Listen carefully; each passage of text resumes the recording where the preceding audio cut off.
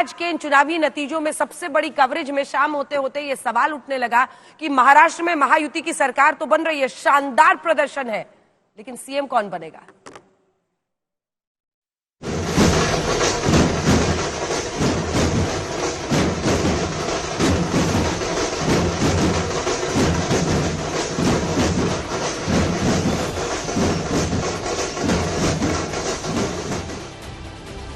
महाराष्ट्र के सियासी समर में महायुति की ऐसी लहर उठी कि जमीनी लड़ाई में महाविकास अघाड़ी के पांव पूरी तरह से उखड़ गए।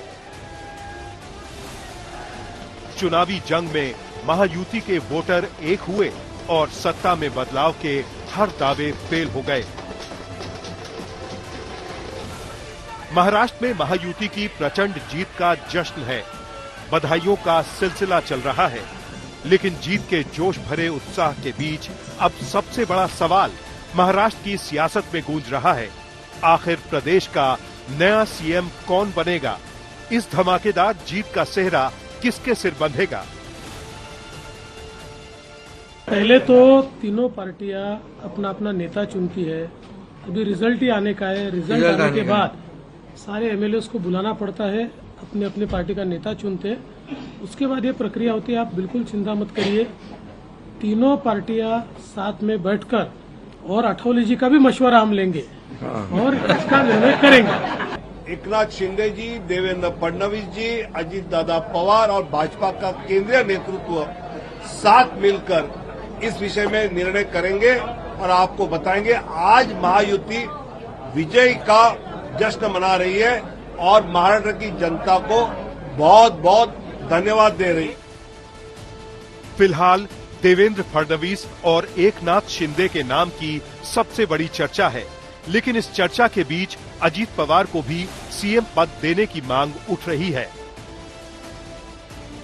सच बोले तो ये बहुत ही भाग्यशाली दिन है सबके लिए, आदरणीय अजीत दादा के लिए, राष्ट्रवादी के लिए और सब जनता के लिए, हमारे बारामती के लिए, क्योंकि बारामती के लोगों ने अपना सच्चा मत दादा की बाजू में दिया है। चुनावी नतीजों के बाद महाराष्ट्र में हलचल तेज है।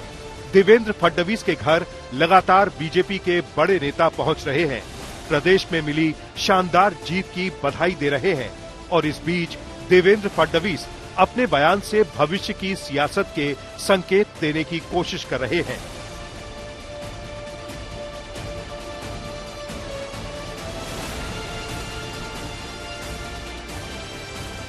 मुझे ऐसा लगता है कि प्रधानमंत्री जी ने एक जो नारा दिया था, एक है तो सेफ है, सब समाज को साथ में लाने वाली जो बात प्रधानमंत्री जी ने कही थी, महाराष्ट्र के लोगों ने उसको रिस्पॉन्ड किया है और महाराष्ट्र के सभी समाजों ने एक साथ मिलकर एक बड़ा मैंडेट हमको दिया है।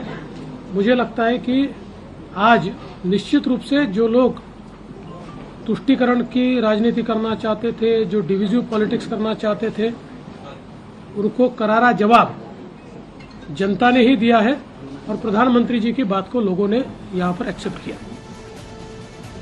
उधर नतीजों के बाद बीजेपी के कुछ नेता खुलकर फडणवीस को सीएम बनाने की मांग कर रहे हैं। महायुति का ये सीएम बनेगा और बट ऑब्वियस जिस पार्टी बड़ी है उस पार्टी को ज्यादा चांस रहता है और भारतीय जनता पार्टी आज 125 के आसपास जाने की शंका अपना चांसेस है और मुझे लगता है भाजपा का सीएम बनेगा तो हमारे देवेंद्र फडणवीस साहब भी इस महाराष्ट्र के मुख्यमंत्री बनेंगे। महायुति में नए सीएम को लेकर चर्चाएं जारी है। उधर एकनाथ शिंदे सीएम पद पर मिलकर निर्णय लेने की बात कह रहे हैं, संकेतों में अपनी दावेदारी का भी इशारा कर रहे हैं।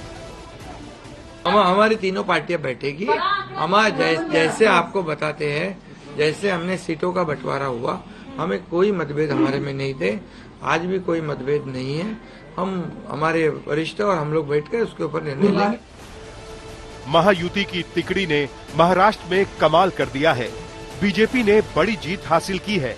ये तय है कि अब बीजेपी मजबूती से सीएम पद पर अपना दावा करेगी, लेकिन सवाल ये है कि आखिर किस चेहरे पर पार्टी की मुहर लगेगी और उस चेहरे पर महायुति के तीनों दलों की सहमति कैसे बनेगी।